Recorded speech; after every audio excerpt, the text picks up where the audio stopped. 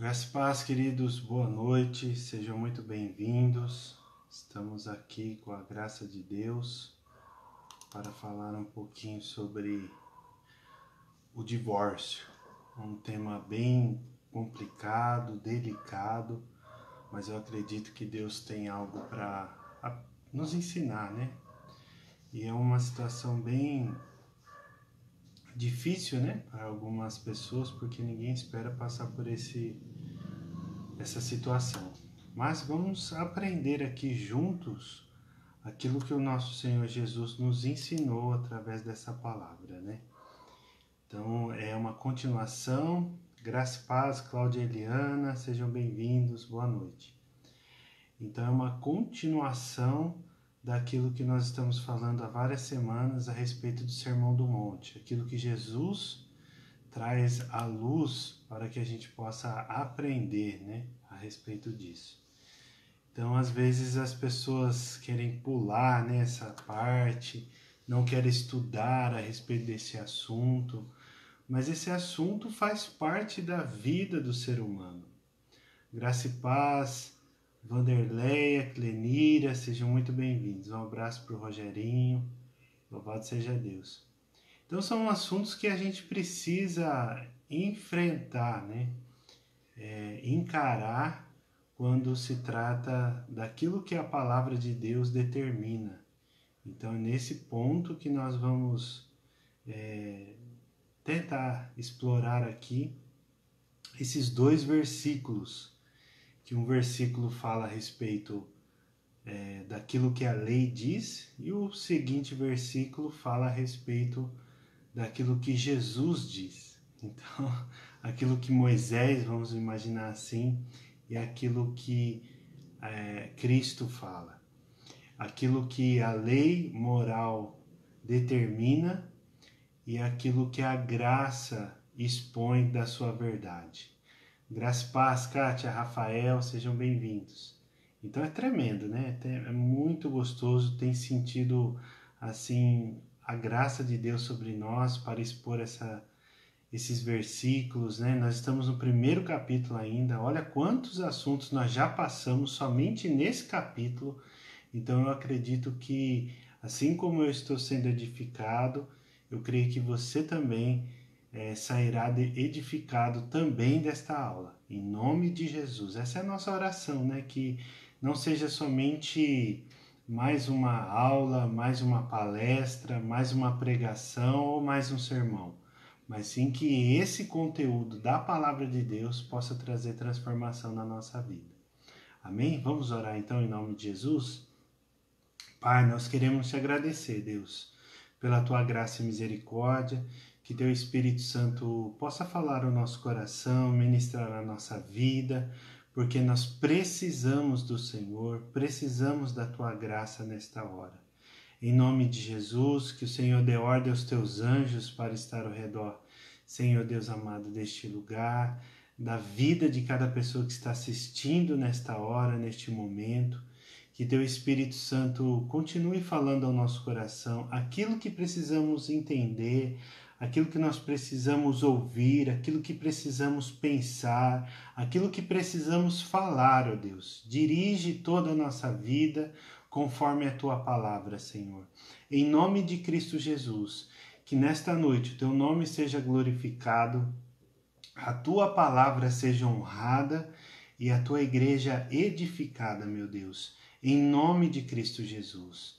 Que, ó Deus, nós possamos, ó Pai, absorver este ensino do teu Filho amado Jesus Cristo, o nosso Mestre, o nosso Senhor e Salvador. Que, ó Deus, em nome de Jesus, através da iluminação do teu Espírito Santo, nós possamos ser transformados por esse conhecimento, valorizar a nossa aliança do nosso casamento, Deus. Em nome de Cristo Jesus. Amém. Amém, glória a Deus. Vamos lá, não podemos parar. Então abra sua Bíblia em Mateus capítulo 5. Só recapitulando para você que está chegando aí pela primeira vez, está assistindo essa primeira aula sobre esse assunto do Sermão do Monte. Esse sermão contém 3 capítulos em Mateus e nós estamos explorando versículo por versículo, trazendo uma exposição a mais simples possível, né? Para que você seja edificado e transformado. Então nós falamos a respeito da bem-aventurança, do segredo da verdadeira felicidade, todas as características passamos também sobre o propósito do sal da terra, sobre a luz do mundo, o propósito desta luz, né? Que nós sejamos essas pessoas que possam brilhar, que possam refletir a glória de Deus. E não pense, né, que Deus veio para revogar, né? Jesus não veio para revogar essa lei, mas para cumprir. Então nada vai passar da palavra de Deus, tudo será cumprido. E aí ele começa a sua exposição trazendo à memória essa importância de nós sermos como igreja, aquela multidão ser lá que estava ouvindo aos pés de Jesus tudo aquilo que ele estava dizendo. Graça e paz, Serdilei e Marli, sejam bem-vindos. E também que a nossa justiça possa exceder aquilo que os escribas e fariseus praticavam. Então esse é o caminho, esse é o objetivo, né? E também aí ele começa no versículo 21 a trazer a lei moral, né, os 10 mandamentos, assim por assim dizer, né, algumas coisas dos 10 mandamentos, começando por não matar, não praticar homicídio. Então passamos por isso, e Jesus é muito enfático nesse ponto, falando a respeito dessa ira que pode condenar as pessoas ao inferno. Aí depois ele prossegue e fala, como falamos semana passada, sobre o adultério. Glória a Deus! Estamos no ensaio aqui na igreja, mas orando também pelo seu ministério da Wanda, amamos vocês. Roseli e Maílson, glória a Deus! Sejam abençoados, edificados e sejam poderosamente instrumentos de Deus aí nesse lugar. Então, amados, nós falamos sobre adultério, foi uma palavra tremenda. Você, escute aí, preste atenção no que eu vou dizer.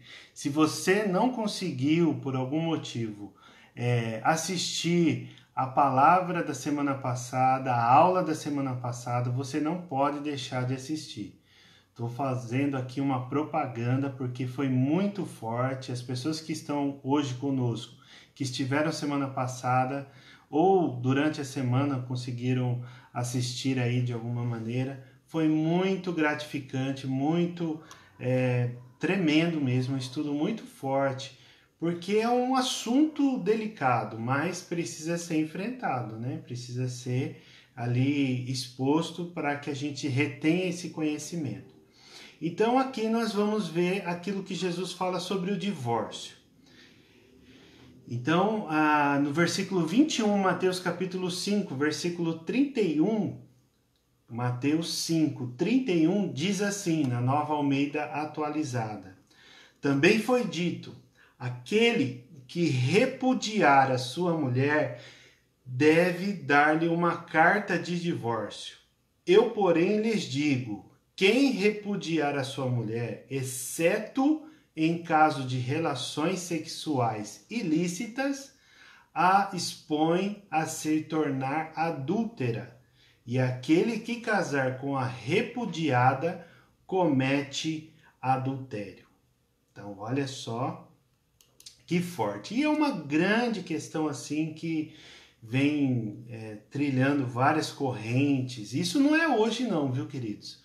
Uns falam que apontam que não pode casar pela segunda vez, são enfáticos nisso, e outros, por sua vez, são mais flexíveis com essa questão. Na época de Jesus também era assim. Existia duas escolas, né, de estudiosos daquela época, e uns defendiam que somente por essa condição que Jesus está falando aqui, de relações ilícitas, e outros falavam que poderia ser por qualquer outro motivo, que nós vamos aprender aqui em vários textos que a Bíblia diz. Então nós entendemos o quê? Primeiro, né, que o divórcio é aquilo que desagrada a Deus. Esse é o ponto de partida. Nós temos que entender, dentro desse contexto que nós vamos falar, dentro daquilo que Jesus está expondo nesse Sermão do Monte, e ele está falando a respeito do quê? Ele está falando para que as pessoas não se divorciem. Não se divorciem. Porque esse não foi o propósito central. O propósito central de Deus é o quê? Unir o homem e a mulher para que sejam um só. Então, o propósito central de Deus sobre o casamento é que não houvesse desquite. Lembra dessa palavra? É antiga, né? Desquite. Ai, meu Deus. Separação ou divórcio, né? Que é uma palavra mais civil, né? Mais contemporânea dentro da nossa legislação. A palavra mais popular hoje seria separação. Ah, eu estou me separando do meu cônjuge. Então, você ouve muito isso. Ou aqueles mais antigos, o desquite. Você já assinou o desquite? A geração lá que nasceu nos anos 40, né? Lá no meio da guerra. Então, queridos, a vontade de Deus é que homens e mulheres que são casados possam viver e tornar-se felizes. Essa é a ideia. Esse é o propósito. Essa é a vontade de Deus. Então não tem nada a ver com separação, não tem nada a ver com divórcio, não tem nada a ver com essas questões. A ideia é essa.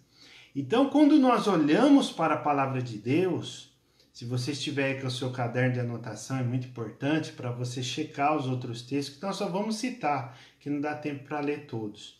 Mas são 3 tipos de divórcio, né, que a Bíblia, ou 3 tipos de novo casamento que a Bíblia diz que é possível, que é passível de situação nesse sentido. Primeiro é a morte. Então, quando o cônjuge perde o seu parceiro, né, o homem perde a sua esposa e a sua esposa perde o seu marido precocemente, a Bíblia fala para eles não serem como solteiros e que não conseguem se dominar nessa questão sexual. Então, lá em 1 Coríntios capítulo 7, versículos 8 e 9, fala justamente a respeito desse ponto. Que ele fala o quê? O cônjuge morreu, está livre para poder casar. Porque não é por conta disso. Não pode ficar namorando um, namorando o outro, indo para a cama com um, indo para a cama com o outro. Então, isso não é correto. Então, Paulo, falando aqui a igreja que estava lá em Corinto, ele está exortando a respeito disso, certo? Então, essa é a primeira questão. Agora, se a pessoa consegue se manter e para ela não tem problema nenhum, então que ela viva dessa maneira, solteira, assim como Jesus, assim como Paulo e tantos outros personagens bíblicos aí que nós vimos. Existe aquelas pessoas que realmente não querem casar, nunca foram casadas e precisam ser respeitadas. Então, essa é a primeira coisa. A segunda condição de novo casamento, né? Eu coloquei até 3 tipos de divórcio, mas na verdade é novo casamento, tá? Você que está lendo aí o estudo, é novo casamento. Na parte de adultério. Então esse também não é o propósito de Deus. Que as pessoas se divorciem por causa do adultério, das relações sexuais ilícitas. Então eu quero ler um texto com vocês a respeito de Deuteronômio, capítulo 24. Eu acho importante, nesse momento, a gente ler esses versículos, né? Do 1 até o 4. Coloquei o 5, mas o 5 é outra questão que nós vamos falar mais para frente. Diz assim, ó, Deuteronômio, capítulo 24, versículo 1. Se um homem tomar uma mulher e se casar com ela, e se ela não for agradável aos seus olhos, por ter ele achado coisa indecente nela, e se ele escrever uma carta de divórcio e a entregar à mulher e a mandar embora, e se ela, saindo de casa dele, for e se casar com outro homem, e se este passar a odiá-la e escrever uma carta de divórcio e a entregar à mulher e a mandar embora da sua casa, ou se este último homem que a tomou para si por mulher vier a morrer, então o primeiro marido dessa mulher, que a mandou embora, não poderá casar-se de novo com ela, depois que foi contaminada, pois é abominação diante do Senhor. Assim vocês não farão pecar a terra que o Senhor, seu Deus, lhes dará por herança. Então esse é o ponto, os versículos de 1 a 4. Então ele está falando o quê? Ele está falando sobre uma contaminação, porque a ideia é da aliança, ideia do casamento, ideia do relacionamento entre um povo santo, purificado, separado com o seu Deus, que é o Todo-Poderoso Pai de nosso Senhor Jesus Cristo. Então essa aliança, esse casamento, ele não pode ser misturado, entende? Não pode ser misturado. Então quer dizer o quê? Que a pessoa sai, vai, casa com outro e esse não dá certo, por outro motivo manda ela embora novamente, a mulher no caso aqui em questão, depois vai, casa com outro, aí depois esse homem se arrepende ou essa mulher por algum motivo eles voltam e querem se casar de novo. Então quer dizer o quê? O que Jesus está enfatizando aqui? Que Moisés, perdão, está enfatizando aqui? É que não tenha esse tipo de esse caminho de divórcio, entende? Não é esse o ponto. O ponto é ser unido, o ponto é ser restaurado. Não que Jesus também está contra, que Moisés está contra a restauração, né? A pessoa separou e depois de um tempo ela acaba voltando. Não, mas a ideia não é nem que isso aconteça, né? É uma bênção que isso aconteça da restauração dos nossos dias. Mas não é a ideia central, não é o propósito central. Entende? Às vezes você lê e acaba não entendendo muito esses versículos, mas a ideia é essa. A ideia é que não fosse necessário o divórcio. Esse é o ponto. Entende? Não fosse necessário o divórcio. Então, as relações sexuais, como Jesus está falando já no próximo versículo, também são o motivo de um novo casamento. E o terceiro motivo para que a gente possa introduzir aqui a parte dos princípios, né? Existe o abandono. É uma questão bem interessante, porque aqui Paulo está tratando com quem? Com as pessoas do mundo que não conhecem a Deus? Com outras religiões?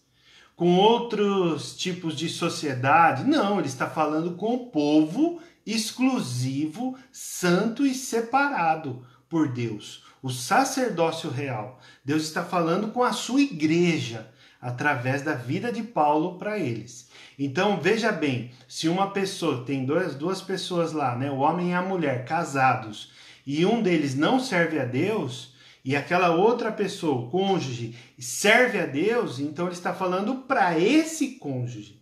Entende? Tá para esse convertido, para essa pessoa que serve a Deus. Não está falando para o descrente, não está falando para os casais que vivem aí de qualquer maneira, sem princípios, sem temor a Deus. Não está falando a respeito deles, está falando sobre a igreja. Então essa é a perspectiva aqui que nós temos que ter. Aí quando fala de abandono, de separação, quer dizer o quê? Eu não quero viver com você que está servindo a Deus e eu não sirvo e tenho meus costumes. Então o que eu vou fazer? Eu vou embora. Eu vou deixar aqui você sozinha nessa casa e vou procurar outro lugar para mim ficar e construir uma outra família, se assim eu bem entender.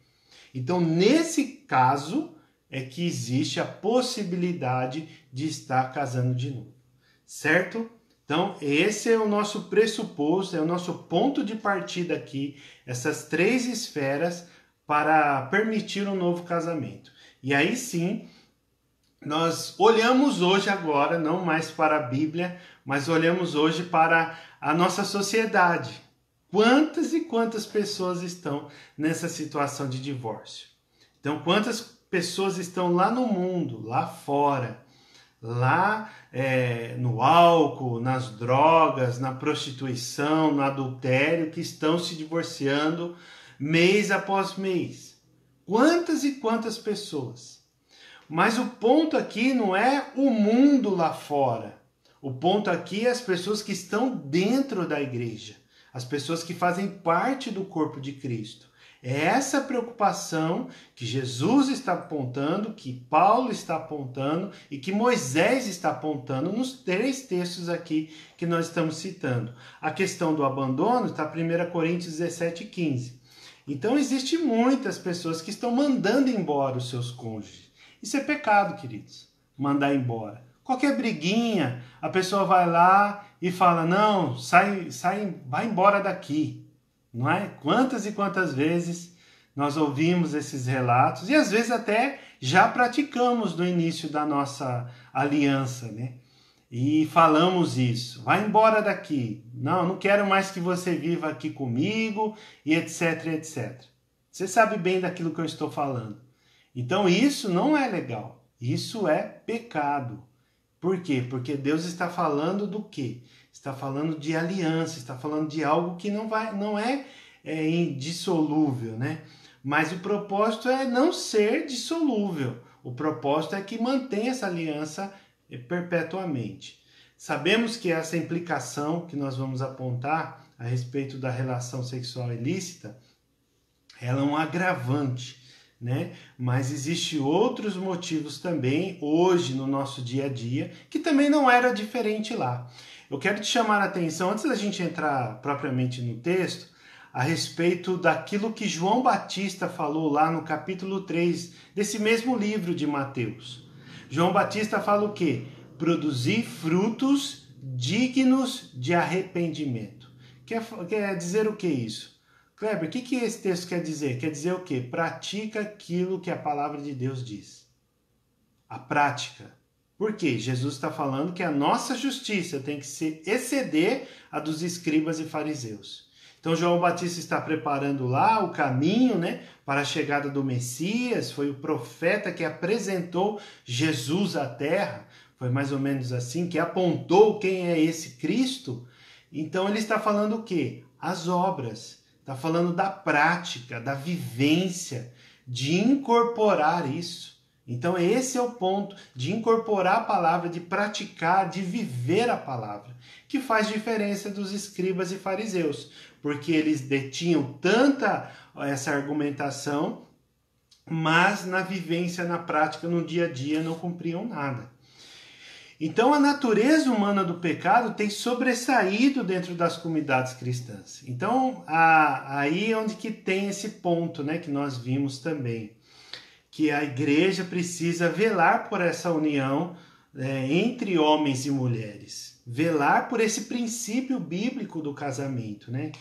Para que isso possa promover a justiça de Deus, para que nós possamos ser diferentes dentro disso, né? Desse contexto aí. Tem bastante coisa para falar, mas eu quero dar uma acelerada aqui. Então, vamos ler novamente. Também foi dito, aquele que repudiar sua mulher deve dar-lhe uma carta de divórcio. Eu, porém, Jesus falando, lhes digo, quem repudiar a sua mulher, exceto em caso de relações sexuais ilícitas, a expõe a se tornar adúltera, e aquela que casar com a repudiada comete adultério. Aqui é lógico que naquele tempo a mulher era muito desprezada. Ela, sem marido, ela não tinha identidade nenhuma, era uma coisa que estava ali dentro da sociedade, dentro da cultura daquele povo. E da mesma maneira também o pai tinha tanta autonomia na lei romana, naquele contexto ali que eles estavam vivendo, que ele poderia até matar o seu próprio filho por desobediência, por alguma vaidade aí por sua vez. E também, nessa perspectiva, o homem tinha esse domínio sobre a mulher. Aí poderia mandá-la embora, poderia fazer esse documento para devolver para a sua família ou colocá-la na rua. Aí você pensa, fala, meu Deus, que terrível é isso. Nossa, aquele tempo que Jesus vivia era, nossa, muito difícil. Aguarde aí que nós vamos falar a respeito disso. Então, mais uma vez, Jesus traz essa exposição da lei de Moisés falando sobre o divórcio. Então, é a lei moral de Deus que trouxe ao povo de Israel essa proteção para que chegasse esse tempo da graça. e continuar sendo coroado por essa graça do sacrifício de Jesus na cruz, da morte vicária dele e que traz ressurreição, é que nos coroou com essa graça. E hoje nós somos cordeiros com ele através desse sacrifício. Mas é a lei moral de todo o povo de Israel, desde lá do Monte Sinai, onde Moisés recebeu essa instrução, os 10 mandamentos, protegeu essa nação para que ela não fosse isolada e também não fosse associável.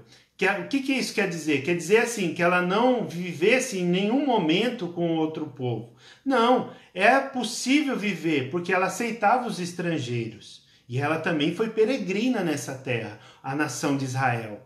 Agora, o que acontece? A lei protegeu ela, para que ela não vivesse isolada, né, no seu mundo ali, do povo de Israel, e não se comunicasse com outra lei, com outro povo, mas também, por outra vez, também não se associasse a essas pessoas. E aí a gente vê essa proteção, essa graça de Jesus. E nesse versículo, né, como nós lemos aí em Deuteronômio 24, sobre a carta de divórcio, Jesus começa a trazer essa explanação. E outros versículos também falam a respeito do divórcio. Mateus capítulo 10, de 1 a 12, Marcos capítulo 10, de 1 a 12, Mateus capítulo 19, do versículo 1 até o versículo 9, fala a respeito disso.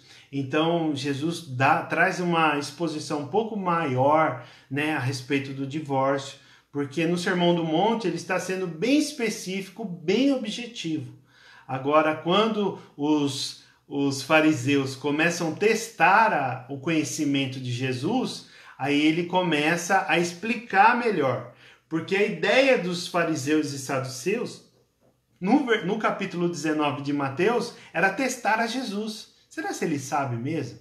Será que aquilo que ele está dizendo, ele vai contradizer a lei, aquilo que Moisés, né, disse, que é uma responsabilidade muito grande? Então, aí onde eles começam a testar. Isso era culturalmente normal naquele tempo, né? Essa prática de testar o conhecimento dentro lá das rodas, né, dos eruditos, era uma coisa normal. Então, Marcos ele traz o propósito de que Deus criou homem e mulher não para viverem separados, e sim estarem unidos e tornarem uma só carne. Não é isso que diz lá em Gênesis 2:24? Então, Gênesis 2:24 fala dessa verdade. Então, Jesus ele vai lá em Marcos capítulo 10 e também Mateus capítulo 19 nesse ponto. Aí hoje, lembra lá daquele cenário, né, que a gente começou a visualizar aqui com essas informações para trazer a contextualização? Naquele cenário histórico, cultural daquela época, nós vemos o que hoje? A mesma coisa. A mesma coisa. Pai não mata filho hoje? Mata.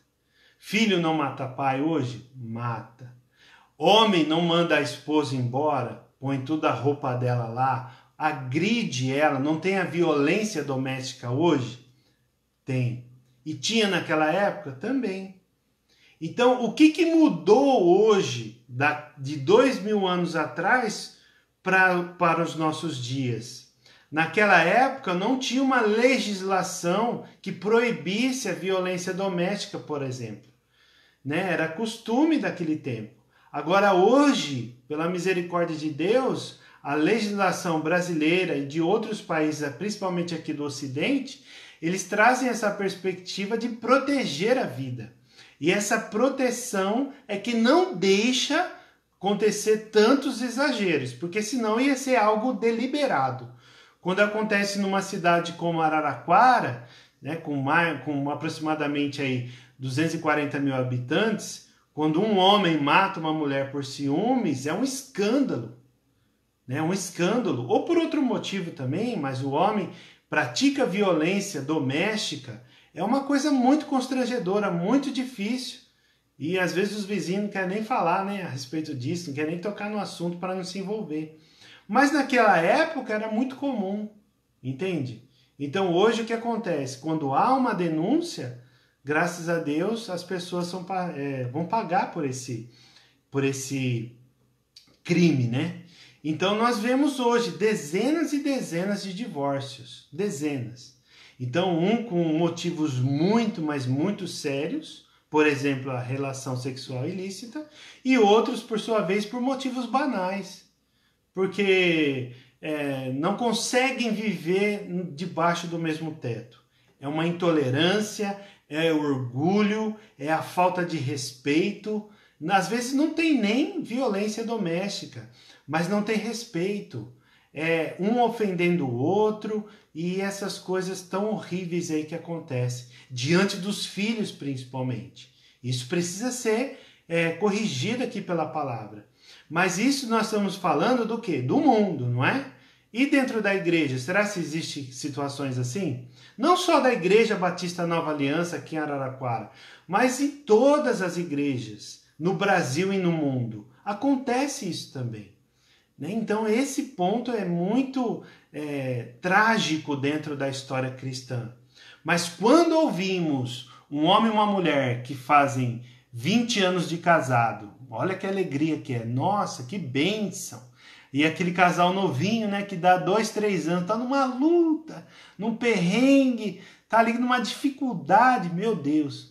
Aí houve um que já tá com 20, enche um pouco de esperança. Aí outro com 30, o outro com 50 anos de matrimônio. Olha que coisa extraordinária. É um milagre de Deus. E nessa geração das pessoas que estão nascendo agora, do ano 2000 para cá, elas precisam ver esse exemplo. E dentro da igreja principalmente. Das pessoas com casamentos saudáveis, né? Que não conduzem para o divórcio. Só que essa geração que é passível ao divórcio, né, volta aos costumes lá de Moisés, entregando documentos por motivos que os seus olhos não se agradaram. Coisas assim pequenas, banais, né? Graça e paz, Paulina, seja bem-vinda. Então a ideia aqui, qual que é? A ideia de Deus, nesse versículo aqui, para não se divorciar, a não ser por relação sexual ilícita, é o quê? Que o casamento, a ideia de Deus é que o casamento dure para sempre. Até a morte os separe. Na próxima perícope, no próximo parágrafo, no próximo assunto que nós vamos, assim Deus permitindo, né, na próxima semana, nós vamos falar sobre o juramento. E é interessantíssimo isso, porque um assunto aqui no Sermão do Monte está ligando o outro. E assim como não é praticável o adultério, que é passível para a morte eterna, o casamento, ele está falando do quê? Ele está falando a respeito de juramento. Olha o que Tim Keller fala, que é um pastor americano. Ele fala assim: o casamento é uma forma de dois amigos, principalmente, guarde isso, dois amigos espirituais, ajudarem um ao outro na jornada para se tornarem as pessoas que Deus criou para ser. Então são dois amigos, são duas pessoas de paz. E quantos casais que a gente vê em pé de guerra e quase trocando soco dentro de casa. Por quê? Porque perderam essa identidade de amigo, de amizade. Um quer viver como se estivesse solteiro e outro também. Um quer viver sendo cuidado pela mãe e outra não quer cuidar da casa, por exemplo, porque a mãe também fazia isso dentro de casa. Então fica aquela briga e vários motivos. Agora, o casamento tem como objetivo fazer o outro feliz. Quantas e quantas vezes ouvimos isso, né? Mas eu quero te trazer a um versículo bem importante lá de Deuteronômio capítulo 24, versículo 5. Olha o que diz: um homem recém-casado não sairá à guerra. Preste atenção. O homem alistado ali pelo exército da sua nação, no caso aqui o povo de Israel, não sairá à guerra, nem lhe será imposto qualquer encargo, qualquer obrigação. Durante 1 ano, ficará livre em casa e fará feliz a mulher com quem se casou. Meu Deus, se eu tivesse lido ou ou praticado esse versículo, o meu casamento ia ser diferente. O início, principalmente. E você também vai concordar comigo. Você que já tem tempo aí de casado. E você que ainda não casou, olhe esse versículo com atenção. Porque isso aqui pode mudar toda a sua vida. Veja bem, aqui nesse, bem rapidamente, né? Mas esse versículo está falando o quê? Que o casamento, a lua de mel, o início desse matrimônio é mais importante que o seu país. Veja bem que lá naquela época, lá em Israel, quando Moisés estava falando a respeito disso, estava falando o quê? De guerra, de conquistar território, que invadia. Então, esse tempo desses 12 meses, é lógico que você não vai ficar numa lua de mel, né, sem trabalhar, sem fazer nada, mas esse tempo precisa ser dedicado ao Senhor. Tem gente que dedica esse tempo também, por outro lado, e não volta mais a fazer a obra de Deus. Não volta mais a fazer nada, quer viver só, né, encostado e no seu mundinho aí fantástico.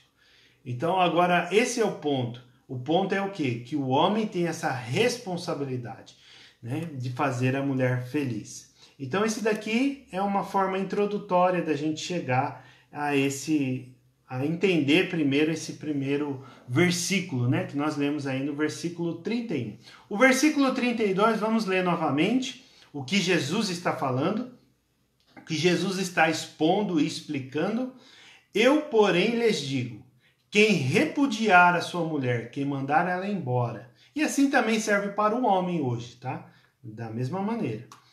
Que a mulher repudiar o homem também é da mesma forma. Exceto em caso de relações sexuais ilícitas, a expõe a se tornar adúltera. E aquele que casar com a repudiada comete adultério. Então, esse daqui é o ponto. Esse daqui é que a gente está tentando explicar aqui nessa noite. Então, Jesus ele coloca o quê? Uma condicional. Não é esse o objetivo do divórcio. Não é. Ninguém que casa quer se divorciar. E também ninguém casa fazendo 3 anos de estudos exaustivos sobre o casamento. Não é verdade?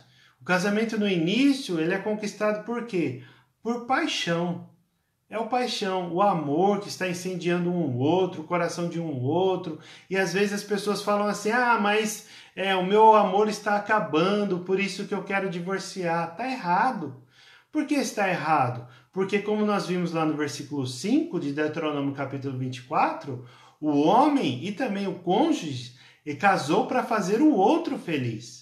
Entende? Fazer o outro feliz, não a si próprio. Não para ser amado, não para ser exaltado, não para ser cuidado, não, mas para cuidar. Para cuidar, e isso faz toda a diferença. Então, essa condicional que é a imoralidade sexual, é o adultério, né? Então, quando existe sexo fora do casamento. Então, isso é uma condicional para a pessoa separar. Mas se isso, queridos, quero adiantar aqui já, mas se isso o cônjuge decide perdoar, meu Deus, que tremendo que é isso. Que tremendo que é isso, porque é algo assim que vê a graça de Deus, o amor de Deus. E aquele que foi o traidor precisa assumir essa responsabilidade, e essa responsabilidade ela poder estar ali produzindo frutos dignos de arrependimento. Entende? É algo assim que precisa ser construído e é demorado. Mas existe uma oportunidade que essa pessoa precisa agarrar com as 2 mãos. Certo? Então, alguns estudiosos vão falar que isso que Jesus está falando é uma hipérbole, né? Um exagero de linguagem aqui para chamar a atenção sobre um assunto. Mas eu não acredito nisso. Tanto assim, né? Preciso estudar mais para que esse argumento possa estar ali no meu coração. Por quê? Porque lá em Malaquias capítulo 2, versículo 16, fala que Deus odeia o divórcio. Então, na perspectiva do homem, do povo de Israel com Deus, Deus não quer se divorciar de nenhum dos seus. Deus não quer se separar, trazer desquite aqui, fazer carta de divórcio para a sua nação. Não. Eles não querem isso. Tem muitos casais que são apenas amigos e não mais namorados. Também tem esse ponto aí que é bem importante, quem está escrevendo. E aí, queridos, nós vemos aquilo que nós estávamos falando lá, né? Da amizade, né? São dois amigos que Tim Keller fala. Então, amados, essa referência que está dizendo a respeito disso. E mesmo que o próprio Deus fez carta de divórcio à nação de Israel, lá em Jeremias 3:8, fala que o povo de Israel está trazendo a separação. Deus está escrevendo uma carta para divorciar esse documento, para repudiar a nação de tanta rebeldia que tinha. Então, quem escreveu o livro do profeta Jeremias? Foi o próprio Jeremias, que pregou 50 anos e ninguém se converteu, ninguém mudou de ideia. Então, você imagina esse cenário. A paciência, né, que Deus estava ali, e o povo duro de coração. Por isso que veio os cativeiros. E o segundo cativeiro aqui, primeiro da Síria e o segundo da Babilônia, os caldeus invadiram Judá e ali fizeram o povo refém. Então essa é a ideia para frear o divórcio e manter aquilo que realmente tem propósito de Deus. Então, amados, qual que é a intenção aqui? A intenção que Jesus está falando é assim, ó. Em último de tudo que você possa fazer, aí então você se divorcia. É isso que Jesus está querendo dizer aqui. Você vai perdoar, você vai continuar amando, porque o amor é um amor responsável, não é um amor apaixonado, porque a paixão acaba, né, diminuindo com o passar do tempo, com o cotidiano. As pessoas vão amadurecendo, vão se tornando mais responsáveis e o amor precisa ser conduzido dessa parte. Quando nós olhamos lá a exposição de Paulo, a carta aos Coríntios, no capítulo 13, ele fala do amor. Se a gente meditar naquelas palavras dele, nós vamos entender esse amor no casamento também. Então, não é para trazer divórcio, né? Podemos lembrar que vimos nos versículos anteriores que o adultério é o risco de uma morte eterna de condenação. A morte que vai trazer o quê? O prejuízo eternamente. Fogo e ranger de dentes, que Jesus fala. Então, viver perpetuamente no inferno, o adultério. Então, se não há perdão, se a pessoa não se arrepende, se ela continua teimando nessa tecla, e olha só, queridos, quantas coisas a gente encontra por aí, né? Então, ninguém, por exemplo, se separa para casar no modo evangélico, né? Porque assim, nós vamos estar nessa perspectiva aqui, nós estamos falando do casamento cristão. Então não existe curso, por exemplo, treinamento, ensino à distância ou ensino presencial que vai falar só sobre casamento. A classe de noivos é um curso de 1-2 dias, entende? No máximo, 3 dias, vamos dizer assim. Existem conferências para casais, mas é aqueles que já são casados. Então não existe um treinamento antes de casar. A pessoa vai se preparar para casar. Durante 12 meses ela vai estudar a respeito de casamento. Vai ler, vai entender as dificuldades que irão surgir na educação dos filhos, na prioridade do casal e etc, etc. Ninguém vai se preocupar com isso. Por quê? Porque ele tem segurança. Ele tem ali aquele equilíbrio, né? Ele tem aquela certeza que aquele casamento vai dar certo. E por muitas vezes as pessoas têm se casado, né? A realidade não tem sido essa. Porque vai entrando o quê? Os interesses, né? Antigamente era o quê? Casava-se por quê? Por interesses, né? Por obrigações, negócios, tantos outros motivos que os pais determinavam. Naquela época. Hoje não. Hoje os casamentos são enganados pelo fogo da paixão e acabam desfazendo. Por quê? Por escolhas certas. A verdade é nua e crua, querido. Se você não ouvir os conselhos do seu pai e da sua mãe, provavelmente seu casamento não vai dar certo. Essa é uma consideração que nós precisamos fazer. Nós temos que orar, nós temos que ler a Bíblia. Agora, nós temos o nosso Deus. Nós temos a graça do nosso Senhor. Nós temos o Espírito Santo que nos ilumina a palavra para que essa palavra possa entrar no nosso coração. Agora, o pessoal lá fora não. O pessoal lá fora tem pessoas, e vocês sabem daquele que eu vou falar agora, não preciso dizer o nome, mas que já casaram 17 vezes. Você tem noção do que é casar 17 vezes? Eu não imagino isso. Nunca, no Brasil nem nas Três Américas. Não é compatível racionalmente uma pessoa fazer isso. Parece que ela está namorando sempre. Namora um aqui, depois larga, namora outro lá e assim por diante. E vai nessa toada aí. Agora 17 vezes. Você acha que tem condição, por exemplo, dessa pessoa que começou essa atividade de casamento, vamos dizer assim, com 22 anos e foi até os 59? E esses dados são de 2019, hein? Não sei se essa pessoa casou de novo.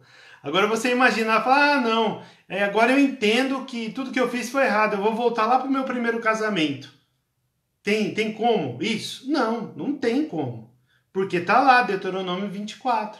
Esse princípio é claro hoje. E Jesus está falando aqui abertamente. E outras pessoas, por exemplo, que casaram 7 vezes, outros artistas também, 7 vezes, outros famosos 3 vezes. E assim vai esse organismo, né, mundando esses conceitos errados que tem levado muitas pessoas a essas práticas erradas. Por isso, veja bem, por isso Jesus deixa muito clara a ênfase da responsabilidade do segundo casamento.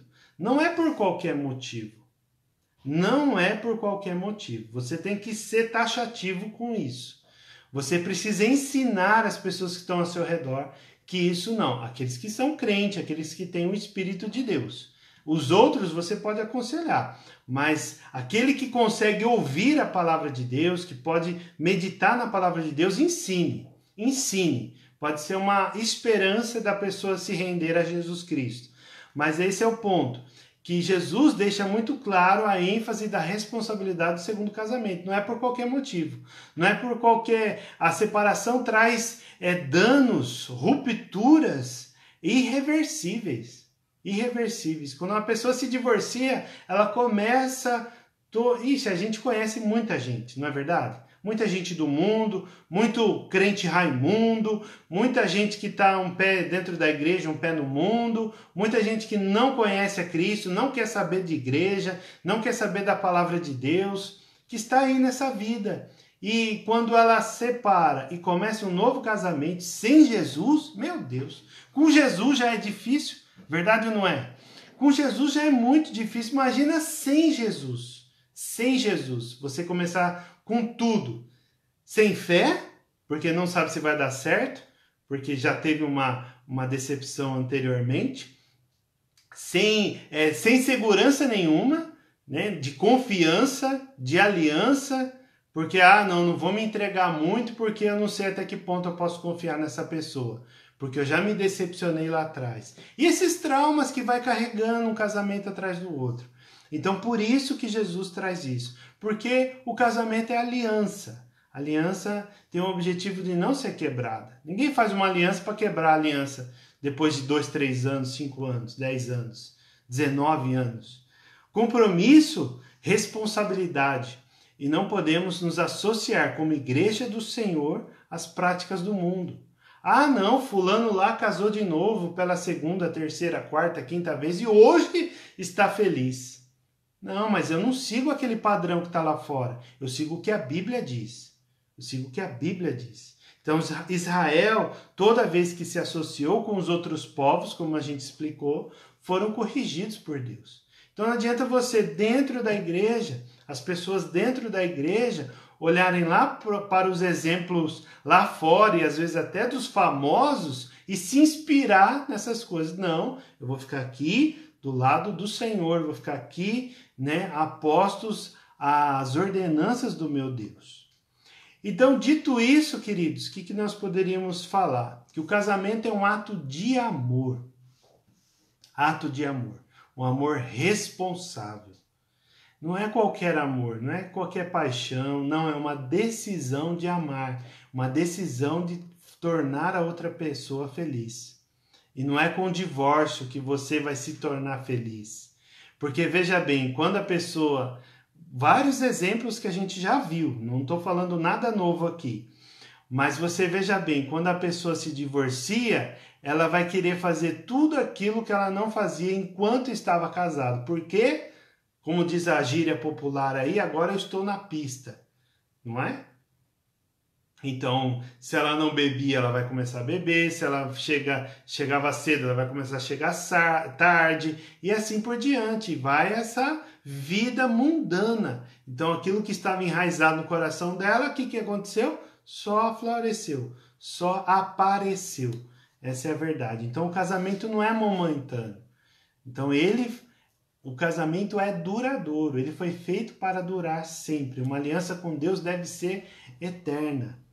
E o casamento é uma aliança diante de Deus. Veja bem, quando nós cristãos estamos consagrando as nossas vidas ao Senhor e tomamos a decisão do casamento, nós estamos colocando diante do Senhor. Ser feito ali a responsabilidade diante do Senhor. E Deus vai estar olhando para aquilo, vai estar olhando para essa estrutura de casado, e aí sim a gente vai entender essa situação, né? Então não é possível viver como o costume do mundo, viver de forma leviana, promíscua, para trazer a si próprio a condenação. Isso não é igreja. Não é igreja. Nós temos que vigiar o nosso coração, vigiar os nossos pensamentos. Lembra que nós aprendemos semana passada a respeito do olho, a respeito da mão direita? Então essas coisas precisam estar na nossa vida todos os dias, para que a gente não caia nesse erro, não deixe que o inimigo te cerque nisso. Então a causa da permissão, entre aspas, aí, de Moisés, referente à carta de divórcio, é pelo simples motivo do quê? Da dureza de coração do povo. Divorcia por quê? Porque acaba a tolerância. Divorcia porque acaba o respeito, a paciência. Não acaba o amor, porque o amor se constrói. O amor não é vaidoso, né? O amor não se corrompe. Na verdade, não acaba, não. Na verdade, o que acontece é a dureza de coração, a pecaminosidade, né? A natureza pecaminosa que está dentro do coração do homem. Por isso, essas pessoas precisam se converter. Se nós temos o coração duro, peraí então. Se nós não ficamos, às vezes as pessoas ficam 3 dias sem conversar com o casal, 4 dias, 1 semana, 15 dias, onde já se viu isso? Misericórdia. Onde já se viu? Em tantas casas por aí, né? Mas é uma coisa assim, por quê? É dureza de coração. Imagina Deus não falar com você. Você ora todos os dias, ajoelha lá, lê a Bíblia e não entende nada. Durante 1 dia, 2 dias, 3 dias, 5 dias, 10, 15. Como que vai ficar a sua fé? Então a comunicação é muito importante nisso, né? Existem muitas pesquisas e que falam que também é um dado, né, que eu estava estudando hoje, fala que o Brasil é o segundo, olha, escute isso, o Brasil é o segundo país que mais tem traições nos matrimônios. Olha isso, que horrível, que terrível que é isso, né? Então você imagina, o primeiro numa estatística de 2015 era a Holanda, e agora durante a pandemia, no ano passado, salvo engano, foi os Estados Unidos que estava em primeiro lugar. Na pesquisa de 2015, quem estava em terceiro lugar era o vizinho aqui da Argentina. A Argentina estava em terceiro lugar no quesito de traições. Então aí se justificam, porque tem que dar uma desculpa, né? A verdade é essa, porque tem falta de relacionamento sexual dentro do casamento, tem falta de comunicação, o amor está acabando, etc. Tudo bengala, né? Que o pessoal vai estar usando ali, muleta, para se apoiar na sua prática errada. Então, Adultério é pecado, e isso Deus é enfático, que é um risco para a morte eterna. Se essa pessoa não se arrepender, se essa pessoa, por exemplo, o cônjuge que foi traído não perdoar, é uma situação bem difícil, muito delicada, e precisa abrir o olho, né? Abrir o olho para essa prática aí. Certo, queridos? Então é interessantíssimo uma pessoa com essa dureza de coração se arrepender efetivamente. No discipulado 1 a 1, você falaria dessa maneira? Eu acredito que não, né? Então aqui que é uma forma genérica, né, que está alcançando vários públicos, vários discipuladores também que vão estar orientando seus discípulos, os discípulos de Jesus Cristo, a qual o Senhor confiou a vocês. Então você vai estar falando ali especificamente em cada caso é um caso, né? Então nós temos que louvar a Deus por todo esse tempo que os casados já estão com essa aliança e continuar dessa mesma forma, né? Para que não haja nenhuma brecha ali, que o inimigo não encontre espaço pela fragilidade. Porque, queridos, escute bem, Jesus falou uma advertência, não uma autorização. John Piper, salvo engano, falou isso. Ele falou dizendo assim, Jesus disse, vigiai porque a minha carne é fraca. A carne é fraca. Então é uma advertência, não uma permissão para que isso aconteça. Entenda bem, que é isso que é importante aí para que a gente possa continuar vigiando. Ninguém está isento dessa situação. Ninguém está isento disso. Qualquer pessoa pode passar por esse processo. Mas nós precisamos estar sempre advertindo de como se comportar. Você que é discipulador, ou você é mesmo que nunca leu, né, um livro, quero indicar um livro do Gary Chapman. Ele é doutor em psicologia e PhD em aconselhamento cristão, em aconselhamento de casais. Ele escreveu um livro, Gary Chapman, dizendo 5 linguagens do amor. Se você não leu esse livro ainda, leia. É muito, muito bom.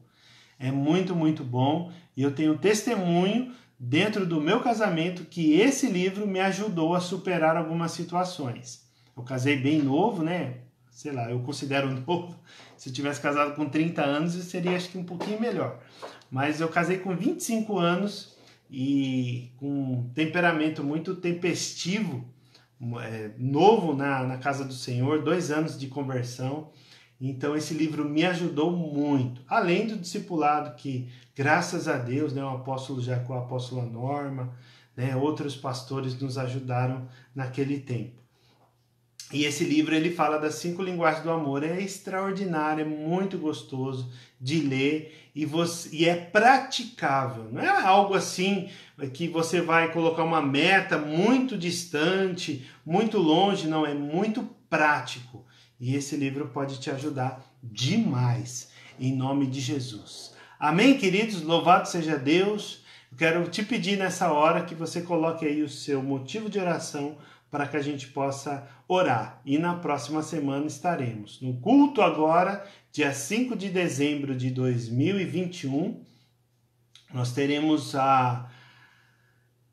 o culto de ação de graças. Vai ser um dia de gratidão por este ano, né, que nós passamos, um ano difícil também, assim como o ano passado, e nós estamos vivos, com saúde, e glória a Deus por isso. Então, só de você estar vivo, você precisa ir na casa do Senhor e agradecer a Deus.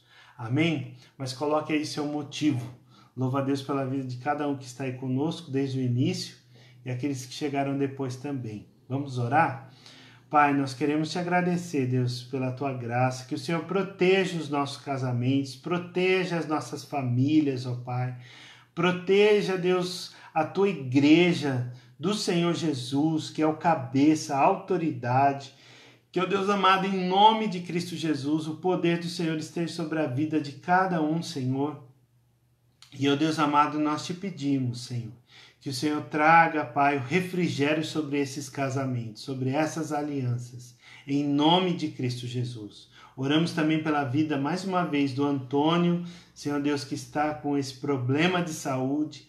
Nós te pedimos a tua misericórdia, mas principalmente a tua salvação, Deus. Que teu Espírito Santo toque no coração dele, para que ele seja, além de curado fisicamente, mas principalmente receba a cura espiritual, Deus, que traz a salvação, a restauração, a reconciliação ao Senhor, ó Deus. Que o Senhor possa, assim como fez na vida do apóstolo Paulo, ó Deus, trazer essa luz para convencer o coração do Antônio, Deus. Em nome de Jesus, Pai, para um único propósito, para que o teu nome seja glorificado.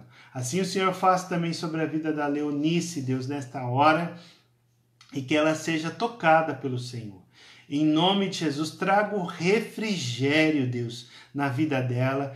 Traga a tua paz, Senhor Deus, que excede todo entendimento no seu coração, e que, ó Deus amado, ela possa descansar no Senhor, na soberania do Senhor, que é o Deus Todo-Poderoso. Entra com a tua providência, Deus, e faz novas todas as coisas, em um nome de Cristo Jesus, Pai. Nós oramos na autoridade do nome de Jesus. Louvado seja Deus pela vida de vocês e que vocês possam meditar em cada versículo bíblico aqui que nós colocamos para que vocês pudessem estudar e assim a gente possa crescer na graça e no conhecimento do Senhor. Amém? Até a próxima vez. Espero vê-los lá na casa do Senhor nesse próximo domingo, em nome de Jesus. Amém. Deus abençoe, queridos. Um grande abraço, graça e paz.